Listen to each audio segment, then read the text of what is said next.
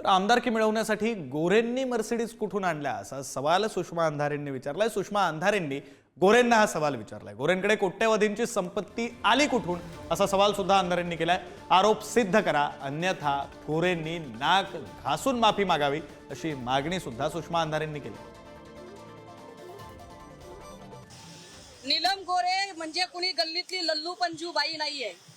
नीलम गोरे पक्षाने ज्यांना 4 वेळाची आमदारकी दिली आणि ज्यांना विधान परिषदेच्या सभापती पदापर्यंत पोहोचवलं अशा एका महिलेकडून आलेलं वक्तव्य आहे।